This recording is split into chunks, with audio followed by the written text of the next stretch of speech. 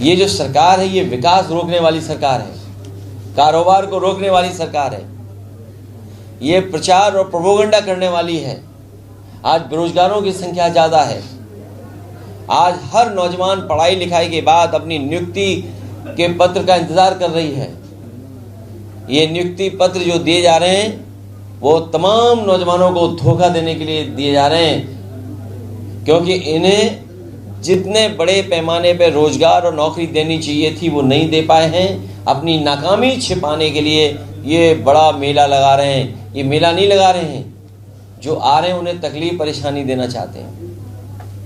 तकलीफ परेशानी के साथ कहाँ रुकेंगे, कहाँ रुकाए जाएंगे, किन गाड़ियों से आएंगे, इसी तरह का आयोजन याद होगा महाकुंभ में भी हुआ था। सरकार क्या कह रही थी, कितने लोगों की जान गई। हम बधाई देना चाहते हैं उस न्यूज़ संस्था को कि जिन्होंने भारतीय जनता पार्टी की पोल खोल दी। न वो इतना पुराना महाकुंभ था, कह रहे थे कितने वर्षों बाद हो रहा है, वो भी झूठ था इनका, और हर आंकड़ा इनका झूठा है। जहां से मॉडल निकला था, जहां से मॉडल आया है, उसी की खबर छपी है आज कि कुछ हजार नौकरियों के लिए लाखों लाख फॉर्म भर गए। वहां पर कुछ हजार नौकरियों के लिए कई लाख नौजवानों ने फॉर्म भरे हैं। अगर वो मॉडल स्टेट की स्थिति है तो सोचिए उत्तर प्रदेश की स्थिति क्या होगी, जहां हर एक नेता भारतीय जनता पार्टी का एक दूसरे का सर फोड़ रहा है। सर, मिलिंद परांडे जो है उन्होंने झांसी दौरे के दौरान कहा है कि जो हिंदू जनसंख्या है वो असंतुलित हो रही है, उसको पहले संतुलन बनाने की आवश्यकता है। अगर उनके पास कोई फार्मूला हो संतुलन बनाने के लिए तो बता दें, लेकिन उसी आंकड़े में बड़ी डरावनी खबर भी आई है। हालांकि मैं बोल नहीं सकता हूं, उसमें डरावनी भी खबर आई है कि हमारी नई आबादी किस तरीके से क्या क्या उसके सामने संकट होगा।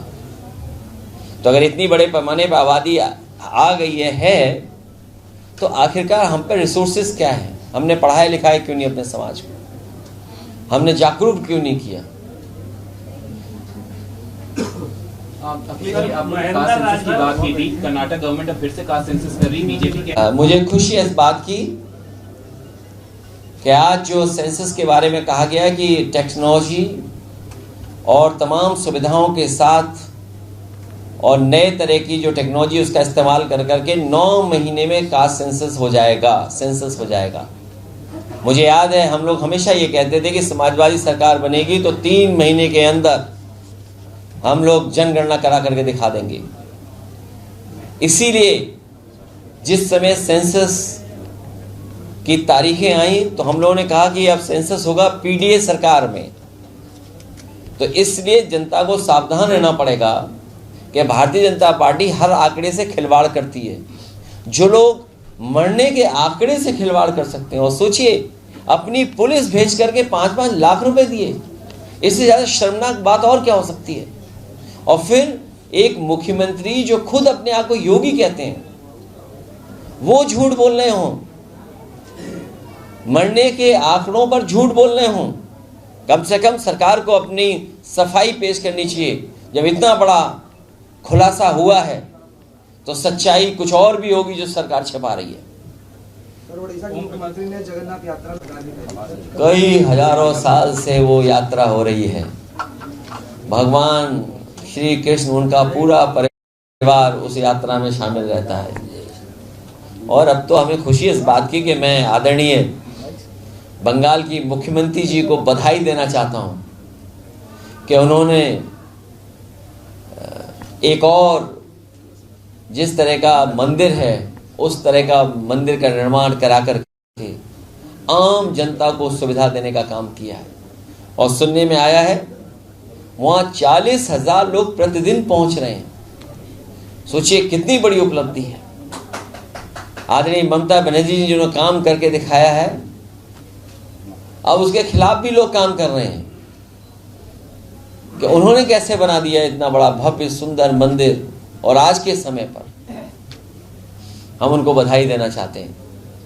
कह रहे हैं कि हम तो इस रिवर फ्रंट पर जितने भी महापुरुष हैं उनकी प्रतिमाएं लगाने जा रहे हैं। और महाराजा सुहेलदेव जो बहादुर थे, वीर, जब उनकी प्रतिमा लगेगी तो देखना आप उनके हाथ में जो तलवार होगी वो सोने की होगी। और फिर जिनका नाम ले रहे हो आप, वो सरकार जानबूझ के नाम पूछवाती है कि उनके नाम से पूछ लो। सर, कांग्रेस के एक नेता हैं, वो कह रहे जो कल उद्घाटन हुआ या जो भी हुआ, जिस व्यक्ति ने सबसे पहले महाराजा सुहेलदेव जी का सम्मान किया, जिसने सबसे पहले जमीन दान दी, कितने छोटे दिल के लोग हैं ये। बीजेपी से वही जुड़ सकता है जिसका छोटा दिल हो। बीजेपी का इतना छोटा दिल कि जिस महापुरुष ने, जिस व्यक्ति ने दान में बड़े पैमाने पे कई सौ बीघा जमीन सुहेलदेव जी के नाम पे की हो, उस व्यक्ति को याद भी नहीं किया। सोचो, अगर आज उनको याद नहीं किया जा रहा है तो उनके नाम पर जो वोट ले रहे हैं उनको भी कल कोई याद नहीं रखेगा। हालांकि जो आगे विधानसभा, अब देखो, बंगाल के बारे में तो मैंने बधाई दे दी उन्हें कि उन्होंने बहुत अच्छा मंदिर बनाया है भगवान जगन्नाथ का, उसके लिए बहुत बधाई उन्हें।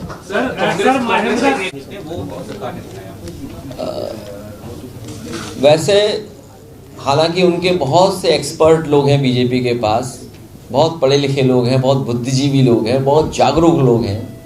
न केवल इतिहास को वो जानते हैं, साइंस और जो वॉर टेक्नोलॉजी है या वॉर जो होते हैं उसके बारे में बहुत अच्छी नॉलेज है। लेकिन सिंदूर से तो हमें ये समझ में आ रहा है कि भारतीय जनता पार्टी जो गली गली मोहल्ले मोहल्ले निकली है, वो जनता से अपने सिन दूर करने के लिए बात कह रही है। जो सिन किया उन्होंने अभी तक, उसको दूर करने की बात कह रही है।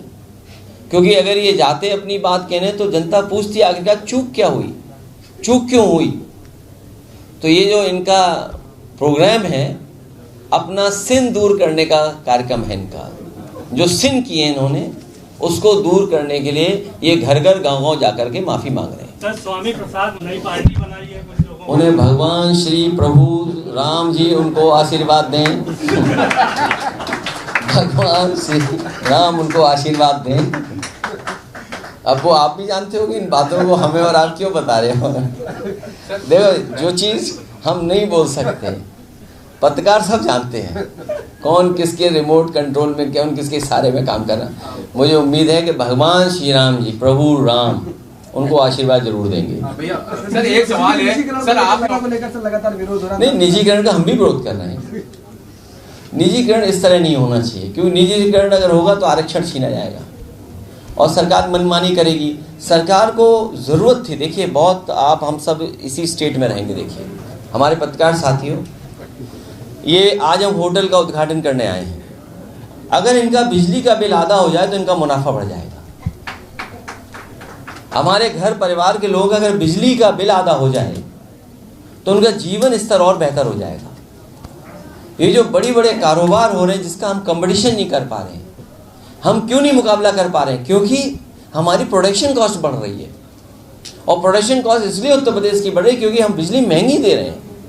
ये जो 11 साल की उपलब्धि और उत्तर प्रदेश की 9 साल की उपलब्धि, अगर केवल इन्होंने बिजली के कारखाने लगा दिए होते और बिजली सस्ती कर दी होती तो दुनिया को टक्कर उत्तर प्रदेश ही दे देता। भारत के साथ उत्तर प्रदेश ना जाने कहाँ पहुँच गया होता। सर, ओम प्रकाश तो ये जो कर रहे हैं क्योंकि बिजली इन्होंने बनाई नहीं। और आपके भी स्टूडियो चलते होंगे, मॉल चलते हैं, अस्पताल हैं, आपका भी चैनल का मुनाफा बढ़ जाता क्योंकि स्टूडियो में बहुत बिजली खर्च होती है। पता करना, आपका जब स्टूडियो चलता है तो बहुत बिजली खर्च होती है। और अगर बिजली का बिल आपको आधा देना पड़े तो आपका भी वेतन बढ़ जाएगा। तो आप भी दावा कर सकते हो कि भाई जब आपको मुनाफा ज़्यादा हो रहा है तो हमारा वेतन भी बढ़ाइए। हमें गर्मी में जाके इंटरव्यू लेना पड़ता है, गर्मी में भागदौड़ करनी पड़ती है। तो सोचिए बिजली से कितना मुनाफा होता है। ये मुनाफा नहीं कर रहे हैं, ये हमारे कारखाने लगे लगाए पूरा बिजली बेचे दे रहे हैं। दुख की बात है, बहुत दुख की बात है कि एयर इंडिया का एयरक्राफ्ट क्रैश हुआ है। और जब एयरक्राफ्ट क्रैश होता है तो घटना बहुत बड़ी होती है। इसलिए इस समय पर इतनी ही जानकारी मिली है, तो हमारी अपील यही होगी सरकार से, हालांकि सरकार खुद कोशिश कर रही होगी कि सभी यात्रियों को बचाएं, सुरक्षित पहुंचाएं और उनका इलाज हो। और हमारी भगवान से ये प्रार्थना है कि अगर इतना बड़ा एक्सीडेंट हुआ है तो किसी की जान न गई हो और हमारे पायलट भी सुरक्षित रहे हो। सर, आपके ऊपर की आपने महेंद्र राजभर को पैसा दिया था उनकी पार्टी को तोड़ने के लिए, उसी में मारपीट। अच्छा सुनिए, उनकी पार्टी अगर तोड़नी होगी तो 2 मिनट में तोड़ देंगे पार्टी और महेंद्र राजभर हमें नहीं चाहिए पार्टी तोड़ने के लिए। और समय आएगा तो देखना वो खुद भागते हुए इधर ही आएंगे। वो अपना ब्लैकमेल कर रहे हैं, ऐसा कह के वहाँ भाव बढ़ा रहे हैं